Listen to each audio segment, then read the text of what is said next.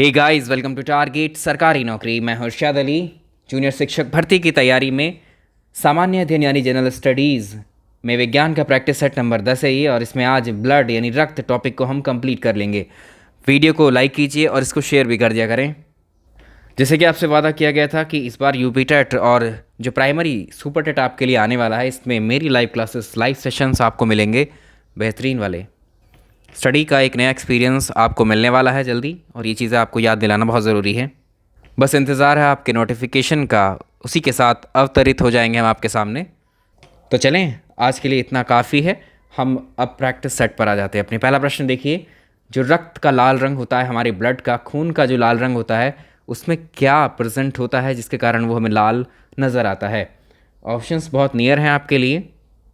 इसके लिए आपको जो हमारा ब्लड है उसका कंपोजिशन देखना पड़ेगा, यानी हमारे जो ब्लड है, हमारा खून जो है, रक्त है, ये लाल रंग का तो दिखाई दे रहा है, लेकिन इसमें लाल रंग के अतिरिक्त और क्या क्या प्रेजेंट है। अगर आप अपना ब्लड की बात करते हैं तो इसमें क्या क्या मौजूद होता है। हमारे ब्लड में होता है प्लाज्मा, होते हैं आरबीसी, होते हैं डब्ल्यूबीसी, होती हैं प्लेटलेट्स। ये कंपोजिशन है हमारे ब्लड का। यानी हमारे ब्लड में अगर आपसे पूछेगा हमारे ब्लड में तरल भाग, लिक्विड भाग कौन सा है, तो ये होता है प्लाज्मा। लिक्विड भाग है, ये हल्के पीले रंग का होता है, ये लाइट येलो कलर का होता है। और ये कंपोजिशन अगर आप पूरे ब्लड में देखोगे तो 55% प्लाज्मा ही होता है, याद रखिएगा। उसके बाद आता है कणिकाओं का नंबर, इनको हम बोलते हैं आरबीसी, मतलब रेड ब्लड कॉर्पेसल्स यानी लाल रक्त कणिकाएँ। दूसरी होती हैं डब्ल्यूबीसी यानी श्वेत रक्त कणिकाएँ, वाइट ब्लड सेल्स। और इसमें क्या होती है, साथ में होती हैं प्लेटलेट्स। तो ये हमारे ब्लड का क्या होती हैं, ये सॉलिड पार्ट होती हैं, ठीक है। कॉर्पसल्स का कलर कैसा होता है, रेड होता है। तो याद रखिएगा, ब्लड में सबसे ज़्यादा पाया जाता है वो प्लाज्मा पाया जाता है 55%। बाकी हिस्से में ये बचता है 45%, ठीक है। अगर आपको सिंपली प्लाज्मा के अंदर पूछ ले कि प्लाज्मा में सबसे ज़्यादा क्या पाया जाता है, तो प्लाज्मा में सबसे ज़्यादा वाटर पाया जाता है 92%। अब हम क्या करेंगे, रक्त का जो लाल रंग है उसकी उपस्थिति किसके कारण होती है। भाई प्लाज्मा तो है लाइट येलो कलर का, इसकी वजह से तो होगा नहीं। आरबीसी, इसका नाम ही क्या है, लाल रक्त कणिकाएं, आरबीसी यानी रेड ब्लड कॉर्पसल्स। और ये जो आरबीसी होती हैं, ये आरबीसी बनी होती हैं किसकी, हीमोग्लोबिन की। हीमोग्लोबिन मौजूद होता है आरबीसी में, जो कि आरबीसी को लाल रंग प्रोवाइड करता है। और इसी हीमोग्लोबिन की वजह से आरबीसी के साथ साथ ब्लड भी हमें लाल ही नज़र आता है। इसका आंसर क्या करेंगे आप, आंसर होगा हीमोग्लोबिन, ऑप्शन बी। ऑप्शन में आपको आरबीसी भी है, क्योंकि आरबीसी का आरबीसी जो है लाल रक्त कणिकाएं, नाम से ही आपको पता लग रहा होगा कि इसी की वजह से लाल होगा। लेकिन ये जो आरबीसी हैं, इसकी भी बेसिक यूनिट क्या है, हीमोग्लोबिन। हीमोग्लोबिन किससे बना होता है, आयरन से। और हीमोग्लोबिन का रंग होता है लाल, जिसकी वजह से आरबीसी लाल दिखाई देती हैं और पूरा ब्लड ही फिर लाल दिखाई देगा। हीमोग्लोबिन का फंक्शन पूछता है आपसे, इसका कार्य क्या होता है, हमारे शरीर से जो कार्बन डाइऑक्साइड है उसको बाहर करने का कार्य होता है इसका। पहले सवाल का आंसर आपको मिल गया। फिर नेक्स्ट क्वेश्चन देखें, निम्नलिखित में से कौन सा एक प्रोटीन होता है जो प्लाज्मा में पानी की मात्रा को नियंत्रित करता है। तो याद रखिएगा, जो प्लाज्मा है हमारे ब्लड के अंदर, जो प्लाज्मा है वो कुल ब्लड का कितना हिस्सा होता है, ये 55% हिस्सा जो होता है हमारे ब्लड में, वो प्लाज्मा ही होता है। और अगर इस प्लाज्मा को 100% माने तो ये प्लाज्मा किसका बना होता है, ये प्लाज्मा 92% इसमें वाटर होता है, बाकी इसमें बचता है 7%। तो 7% में इसमें कुछ प्रोटीन पाए जाते हैं, जैसे ग्लोबुलिन है, एल्ब्यूमिन है, ठीक है, प्रोथ्रोम्बिन है, फाइब्रिनोजन है, इस तरह से, और फाइब्रिन है। तो इसमें जो प्रोटीन जिसका नाम है फाइब्रिन, ये प्रोटीन क्या करता है, इस प्लाज्मा में पानी की जो मात्रा है इसको रेगुलेट करता है, ये इसको नियंत्रित करता है। तो इसका आंसर हो जाएगा ऑप्शन सी, फाइब्रिन। तो देखिए 1% इसमें मिनरल्स और सॉल्ट पाए जाते हैं। तो ये 100% कंपोजिशन है किसका, प्लाज्मा का। किसका, प्लाज्मा का। तो प्लाज्मा में ये सब पाया जाता है। तो प्रोटीन 7% प्रोटीन, तो उसमें कौन कौन से प्रोटीन है, ग्लोबुलिन है, ठीक है, ग्लोबुलिन है, एल्ब्यूमिन है, प्रोथ्रोम्बिन है और फाइब्रिनोजन है। ये सारे प्रोटीन किस में पाए जाते हैं, हमारे ब्लड के प्लाज्मा में पाए जाते हैं। सवाल अगला देखें, निम्न में से किसके साथ जो रक्त है, प्लाज्मा को सीरम कहा जाता है। किसके साथ जो है, जो प्लाज्मा होता है हमारे ब्लड का, इसको सीरम किसकी प्रेजेंस की वजह से कहा जाता है। पिछले प्रश्न में हमने आपको कंपोजिशन बताया था प्लाज्मा का, ठीक है। प्लाज्मा में क्या होता है, 90 से लेकर 92% तक उसमें वाटर होता है, उसके बाद 7% उसमें प्रोटीन्स होते हैं। तो प्रोटीन में हमने आपको एक प्रोटीन का नाम बताया होगा, फाइब्रिनोजन, ठीक है, फाइब्रिनोजन। अगर उस प्लाज्मा में से हम फाइब्रिनोजन प्रोटीन को निकाल देते हैं तो वो जो बचा हुआ प्लाज्मा है उसको हम क्या बोलेंगे, सीरम कहलाएगा वो, ठीक है। तो इसका आंसर करेंगे हम फाइब्रिनोजन। चलिए अगला प्रश्न देखें। जो ब्लड है हमारा, ब्लड इज, जो हमारा ब्लड है क्या होता है, ये एक कनेक्टिव टिश्यू होता है, एक संयोजी ऊतक ये कहलाता है। ऑप्शन ए इसका सही आंसर होगा, ये कनेक्टिव टिश्यू होता है ब्लड। आरबीसी जो होती है हमारे ब्लड की, आरबीसी का निर्माण, इसका फॉर्मेशन शरीर के किस भाग में होता है। जो हमारी हड्डियां होती हैं, बोन्स होती है, हड्डियों के अंदर क्या भरा होता है, एक लिक्विड होता है, इसको हम बोलते हैं क्या, बोन मैरो, अस्थि मज्जा। और इसी अस्थि मज्जा में निर्माण होता है हमारे आरबीसी का। तो इसका आंसर करेंगे, जो आरबीसी बनती है हमारे शरीर में, जो हड्डियां होती हैं, हड्डियों में क्या होता है, हड्डियों में भरा होता है बोन मैरो, अस्थि मज्जा, इसी में निर्माण होता है आरबीसी का। ऑप्शन डी सही आंसर होगा इसका। अगर आपसे पूछ ले कि डब्ल्यूबीसीज, तो इसी क्वेश्चन में आपको दे देगा, आरबीसी के अलावा अगर यहाँ बोल दे डब्ल्यूबीसी का निर्माण शरीर के किस भाग में होता है, तब भी आप आंसर करेंगे जो बोन मैरो है, इस बोन मैरो में डब्ल्यूबीसीज, आरबीसीज, इन दोनों का ही निर्माण होता है। एक तीसरा ऑप्शन और डाल देते हैं अब हम आपके लिए इसमें। तो जो प्लेटलेट्स होती हैं, प्लेटलेट्स का निर्माण ओरिजिन कहाँ से होता है, वो भी बोन मैरो में ही होता है, समझे। तो यहाँ इसका आंसर हो जाएगा ऑप्शन डी। कुछ कुछ बेसिक क्वेश्चन भी, ज़्यादातर यहाँ फैक्चुअल डेटा है, ठीक है इसमें। तो मानव, जो वयस्क मानव होता है, जो वयस्क मानव होता है उसमें कुल कितना रक्त होता है, ह्यूमन बॉडी में कितना ब्लड पाया जाता है। एक सामान्य व्यक्ति की बात करेंगे तो ये रेंज होती है 5 से 6 लीटर के बीच की, ठीक है। एक वयस्क, एक अडल्ट की बात करेंगे तो 5 से 6 लीटर रक्त पाया जाता है। और ये कितने केजी व्यक्ति के लिए होता है, अगर उसका वेट कितना है, 70 केजी। आपको इतना ध्यान देना है, बस 5 से 6 लीटर के बीच में होता है। किसी का 5 लीटर होगा, किसी में 5.5 होगा, तो मतलब 5 से 6 लीटर के बीच में जो रेंज है इसी में लाई करता है। अगर आपसे पूछ ले, इसी सवाल को हम अब ट्विस्ट कर सकते हैं, ठीक है। तो वयस्क मानव में हमारी बॉडी वेट, मानव का जो भार है, शरीर का भार है, उसका कुल कितना प्रतिशत ब्लड होता है, ठीक है। अब याद रखेंगे तो इसको हम जो है, इस 5 से 6 लीटर की रेंज को जो है हम इक्विवेलेंट किसके मानेंगे, 7%। जो ह्यूमन का बॉडी वेट है, हमारा जो बॉडी वेट है, उसके कुल 7% ब्लड होता है हमारी बॉडी में, ठीक है। तो ये एडिशनल क्वेश्चन आपको पता होना चाहिए, ये भी पूछा जा चुका है आपसे। चलिए अगला प्रश्न देखें। मानव रक्त का पीएच वैल्यू कितना होता है, पीएच मान ह्यूमन ब्लड का कितना होता है। करीबी करीबी ऑप्शन है। कोई भी सोल्यूशन या विलियन जो होता है वो एसिडिक होगा, या वो क्षारीय होगा, या वो साल्ट होगा। एक स्केल के द्वारा इससे पता लगाया जाता है, इसको बोलते हैं पीएच स्केल। तो इस स्केल पर जो मार्किंग होती है वो 0 to 14 होती है, ये आप पहले से जान रहे हैं, ठीक। और यहाँ मिड में होती है 7, ठीक। अगर किसी भी सॉल्यूशन की विलियन की वैल्यू हमें मिलती है कितनी, 0 से 7 के बीच में मिलती है, तो वो कहलाएगा एसिडिक। और जिस सॉल्यूशन की पीएच वैल्यू हमें 7 से लेकर 14 के बीच में मिलती है, वो कहलाएंगे बेसिक। और इनको आप जानते हैं हिंदी में ये होता है अम्लीय, यानी अम्ल होता है ये, और ये क्षार यानी क्षारीय, बेसिक नेचर, ठीक। अब जो हमारा ब्लड है, ह्यूमन ब्लड है, इसको याद रखिएगा, ये लाई करता है इस वाली रेंज में, ठीक है। इसका जो ब्लड का पीएच होता है 7.4 होता है। 7.4 मतलब ये क्या होगा, क्षारीय होता है, ठीक है, क्षारीय होता है। लेकिन ये 7 के बहुत करीब है, 7.4 है, तो इसको हम क्या बोलेंगे, स्लाइटली बेसिक, ठीक है, यानी अल्प क्षारीय।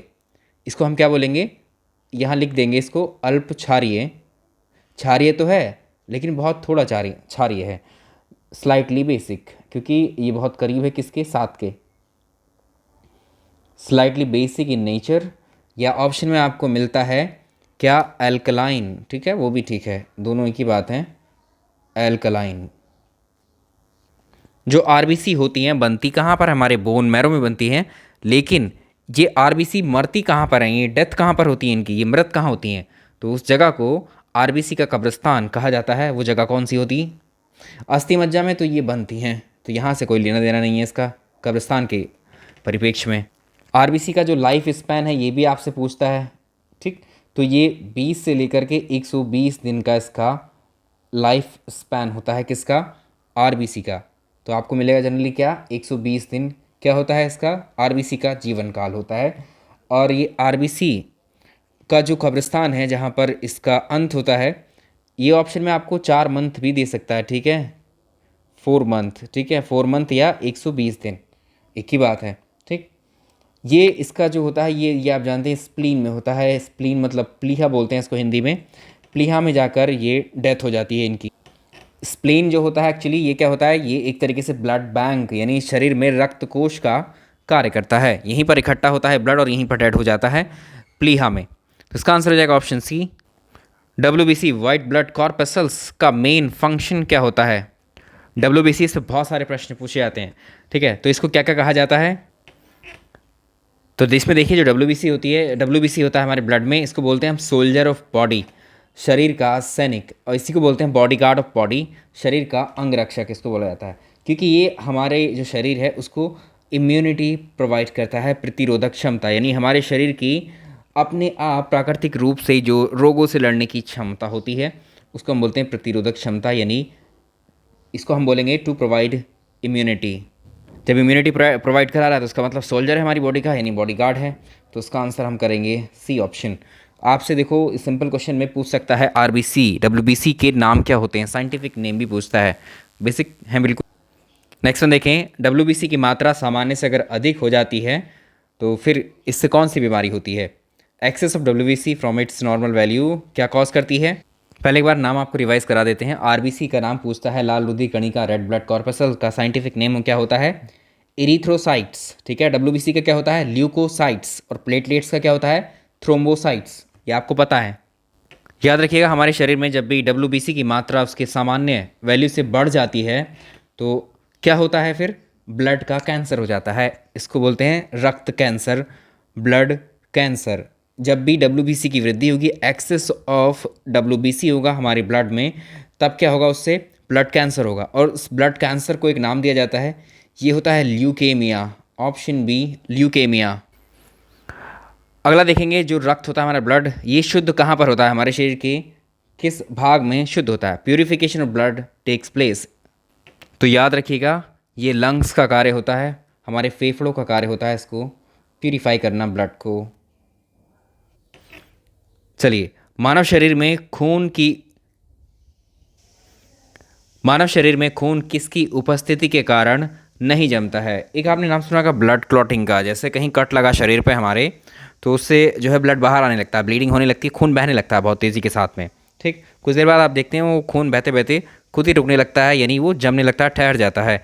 वो ब्लड क्लोटिंग होती है, ठीक है, खून का जमना है, रक्त का थक्का उसको बोलते हैं हम। रक्त का थक्का बनने में एक विटामिन बहुत हेल्प करता है हमारे शरीर में, हमारे ब्लड में। कौन होता है वो? विटामिन के। रक्त के थक के जमने की दर को जो है बढ़ाता है विटामिन के, ठीक। लेकिन एक बात है, जो हमारे शरीर में ब्लड हमारी वेन्स में है, शिराओं में है, ठीक है, इनमें जो ब्लड है वो कभी जमता क्यों नहीं? वहाँ क्यों नहीं जमता? शरीर के बाहर आके क्यों जमता है? तो ऐसा भी तो मानव शरीर में खून किसकी उपस्थिति कारण नहीं जमता है? ब्लड क्लॉटिंग क्यों नहीं होती है हमारी वेन्स के अंदर, क्यों नहीं जमता शरीर के अंदर वो ब्लड? उसके लिए कौन जिम्मेदार है इन चारों में से? तो हमारा जो लीवर होता है ना, यकृत, ये यकृत क्या करता है? एक एक क्या बनाता है? एक एंटी क्लॉटिंग एजेंट बनाता है जिसका नाम है हिपेरिन, ठीक है। हिपेरिन की उपस्थिति के कारण जो ब्लड है वो जमता नहीं है। तो इसको याद रखें, क्या है ये? एंटी क्लॉटिंग एजेंट है, यानी खून को जमने से रोकता है हमारे शरीर के अंदर। Option A. बनता कहाँ पर है ये? यकृत में, ठीक है। फॉर्मेशन कहाँ पर होता है इसका? फॉर्मेशन इसका होता है लीवर में। ए प्रश्न का आंसर आप जानते हैं, जो हमारी आरबीसीज होती हैं उनका जीवन का लाइफ स्पैन जो होता है वो 120 दिन का होता है, 120 डेज। डब्ल्यूबीसी का जो लाइफ स्पैन है ये अगर पूछता है तो वो कितना होता है, ये आप बता सकते हैं, 21 डेज। अगला देखेंगे, मानव शरीर में रक्त की मात्रा कुल वजन का कितने प्रतिशत होता है? यह भी प्रश्न हमने देखा ह्यूमन बॉडी का। ह्यूमन बॉडी में हम जानते हैं कितना ब्लड होता है, 5 से 6 लीटर होता है। और अगर इसको परसेंटेज में पूछें तो ये हमारी बॉडी का 7% होता है। चलिए अगला सवाल देखेंगे। मनुष्य के रक्त का जो पीएच है 7.4 होने के कारण रक्त क्या होता है? अम्लीय है, उदासीन है, क्षारीय क्या है? ये भी बताया था। ये बेसिक है या बेस है या ये क्षारीय है या अल्प क्षारीय? ठीक है, स्लाइटली बेसिक। ये प्रश्न हम पहले कर चुके हैं लेकिन उसका रिवर्स करके इस बार पूछ लिया है। प्लाज्मा से अगर हम फाइब्रिनोजन को निकाल देते हैं, ये क्या है? फाइब्रिनोजन क्या है? प्रोटीन है प्लाज्मा के अंदर उपस्थित, ये प्रोटीन होता है। अगर इसको हम निकाल दें प्लाज्मा से तो शेष प्लाज्मा को हम क्या नाम देते हैं? सीरम बोलते हैं। ठीक है, ये आपको पता है। आरबीसी का वैज्ञानिक नाम, साइंटिफिक नेम क्या होता है? इरिथ्रोसाइट। ऑप्शन ए सिंपल है। तो देखिए तीन प्रकार एक ही तरह के क्वेश्चन हैं ये, लेकिन एक ही हमने लिख लिए हैं। जो इरिथ्रोसाइट्स है, आरबीसी को हम कहते हैं इरिथ्रोसाइट्स, आरबीसी को बोलते हैं इरिथ्रोसाइट्स। तो पहले का आंसर ऑप्शन ए हो जाएगा। अगर आपसे पूछे डब्ल्यूबीसी का साइंटिफिक नेम, तो ये क्या होता है? ल्यूकोसाइट होता है। और थ्रोम्बोसाइट किसका होता है? प्लेटलेट्स का। सिंपल। सवाल नंबर अगला, प्लाज्मा का रंग कैसा होता है? ये भी बताया था हमने आपको। प्लाज्मा का रंग जो होता है वो लाइट येलो होता है, हल्के पीले रंग का होता है प्लाज्मा। खोज पर भी प्रश्न पूछ लेता है कि आरबीसी की खोज किस वैज्ञानिक के द्वारा की गई थी? तो ये कौन थे? Antony Leeuwenhoek. ठीक है, ल्यूवेनहॉक ने की थी। ल्यूवेनहॉक ने किसकी खोज की थी? आरबीसी की। प्लाज्मा का रंग हल्के पीले रंग का तो होता है, लेकिन किसकी वजह से? इसमें कौन सा ऐसा पिगमेंट होता है? ये प्रश्न अच्छा है, यानी जो इसका कॉज है तो ये है बिलीरुबिन। तो जो प्लाज्मा है, प्लाज्मा में पिगमेंट जो प्रेजेंट होता है वो होता है बिलीरुबिन, इसी कारण इसका कलर लाइट येलो होता है। एडिशनल प्रश्न है ये आपके लिए।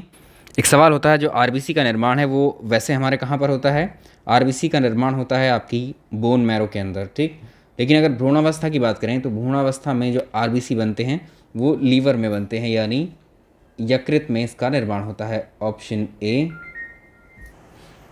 सवाल अगला डायरेक्टली अच्छा क्वेश्चन ले लिया है हमने। जो ब्लड ग्रुप ओ होता है, जो ब्लड ग्रुप ओ होता है इसमें कौन सा एंटीजन मौजूद होता है? सबसे पहला प्रश्न बनता है, ब्लड ग्रुप की खोज किसके द्वारा की गई थी? ये थे कार्ल लैंडस्टीनर।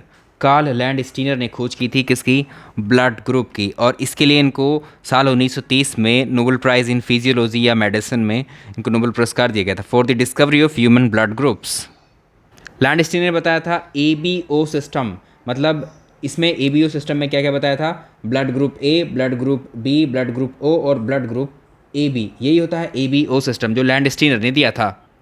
इसको बोलते हैं एबीओ सिस्टम, यानी blood group A, blood group B, blood group O और एक combined blood group A B. 4 blood group होते हैं। हम जानते हैं हमारे ब्लड में क्या क्या होता है? आरबीसी होती हैं, डब्ल्यूबीसी होती है, प्लाज्मा होता है। तो जो आरबीसी होती हैं इसमें एक प्रोटीन पाया जाता है जिसका नाम होता है ग्लाइकोप्रोटीन। ये इसी ग्लाइकोप्रोटीन को हम नाम देते हैं एंटीजन। ठीक है, एंटीजन। तो अलग अलग व्यक्तियों पर इनके ब्लड के सैंपल लेकर के उनके ब्लड को जांचा गया। ठीक है, ब्लड को जब चेक किया गया तो उनके आरबीसी पे जो शेप मिले, कुछ ए इस तरह के शेप थे, तो उसको नाम दे दिया गया एंटीजन ए। तो जिस ब्लड का एंटीजन, जिस व्यक्ति के ब्लड का एंटीजन ए शेप के जैसा मिला उसको ब्लड ग्रुप ए अलॉट कर दिया गया। ऐसे ही बी शेप मिला आरबीसी पर तो उसको ब्लड ग्रुप एंटीजन बी बोला गया, और एंटीजन बी को ही क्या बोला गया? Blood group B. यानी जो हमारा ब्लड ग्रुप है वो हमारे ब्लड की शेप में मौजूद एंटीजन डिसाइड करता है। ठीक है, ब्लड ग्रुप किसके थ्रू डिसाइड होता है? एंटीजन के। तो अब ओ ब्लड ग्रुप है, इसमें ओ ब्लड ग्रुप में कौन सा एंटीजन होगा? इसमें याद रखिएगा स्पेशल केस है ये। इसमें जो है ब्लड ग्रुप ओ में कोई भी एंटीजन मौजूद नहीं होता है। ठीक है, none. Option D, blood group O में कोई भी एंटीजन मौजूद नहीं होता है। तो अगर हम बात करें किसकी? ब्लड ग्रुप ए बी की, तो ब्लड ग्रुप ए बी में जो है, ब्लड ग्रुप ए बी में दोनों एंटीजन होते हैं, एंटीजन ए बी और एंटीजन बी बी। तो इसमें से नाइदर ए नॉर बी, ये भी कर सकते हैं, बट नन हमने कर दिया, एक ही बात है। सवाल नंबर नेक्स्ट देखिए, सामान्य रक्त परिसंचरण के लिए निम्नलिखित में से किस विटामिन की ज़रूरत होती है? तो देखो इस सवाल का आंसर आप सोच रहे होंगे, रक्त संचरण के लिए, फ्लो ऑफ ब्लड के लिए। ठीक है, ब्लड सर्कुलेशन के लिए, तो ये विटामिन B3 होता है इसके लिए, या इसी को हम बोलते हैं नियासिन। जो विटामिन के होता है रक्त का थक्का जमाने के लिए होता है। चलिए इस प्रश्न का आंसर होगा ऑप्शन ए। नेक्स्ट वन देखेंगे, निम्नलिखित में से किसको थ्रोम्बोसाइट कहा जाता है? थ्रोम्बोसाइट तो अभी हमने बताया आपको, यानी इस सवालों को रिवर्स करके देखा जाता है। ठीक है, आरबीसी को इरिथ्रोसाइट्स बोलते हैं, डब्ल्यूबीसी को हम थ्रोम्बोसाइट बोलते हैं। गलत, क्योंकि थ्रोम्बोसाइट हम बोलते हैं किसको? प्लेटलेट्स को। Option C. इसको बोलते हैं एरिथ्रोसाइट्स, इसको बोलते हैं ल्यूकोसाइट्स, प्लेटलेट्स को बोलते हैं थ्रोम्बोसाइट्स। अगला देखिए, मानव रक्त का क्या अंश प्लाज्मा है। प्लाज्मा कितना होता है ह्यूमन बॉडी में, ये हमने डिस्कस किया था, 50% बताया था आपको, लेकिन क्वेश्चन की फॉर्म में यहाँ रहा। अगला प्रश्न, मानव रक्त प्लाज्मा में पाए जाने वाला पानी का प्रतिशत कितना होता है। वाटर पे क्वेश्चन किया था हमने, 92% आपको बताया, तो ये 91 या 90 से लेकर के ऑप्शन में अगर आपको 90 से 92% भी मिलेगा तब आप आंसर करेंगे। कितना होता है, अगर एग्जैक्ट ऑप्शन में दे तो 92%, रेंज दे तो 90 से लेकर 92%, तो इसमें ऑप्शन के अकॉर्डिंग तो डी हो जाएगा। प्यूरिफिकेशन ऑफ ब्लड कहाँ पर होता है। प्यूरिफिकेशन ऑफ ब्लड का प्यूरिफिकेशन होता है हमारी किडनी के अंदर, और किडनी जब किसी ह्यूमन की जो है अगर किडनी ख़राब होती है तो उसके ब्लड को प्यूरिफाई कराने के लिए डायलिसिस कराया जाता है, ठीक है। तो ये भी ब्लड प्यूरिफिकेशन से ही संबंधित है, लेकिन वो जब किडनी फेलियर के बाद की कहानी है, ठीक है। लेकिन वैसे कहाँ प्लेस होता है ये सब, किडनी में। चलिए लास्ट क्वेश्चन करते हैं। हीमोग्लोबिन में कौन सी धातु मौजूद होती है, कौन सा मेटल होता है। ये आयरन होता है, ऑप्शन बी। हीमोग्लोबिन में क्या होता है, आयरन प्रेजेंट होता है। तो ये हो गया आपका ब्लड टॉपिक कंप्लीट। इसके बाद नया टॉपिक करेंगे हम। चलिए इस वीडियो में इतना ही, थैंक यू।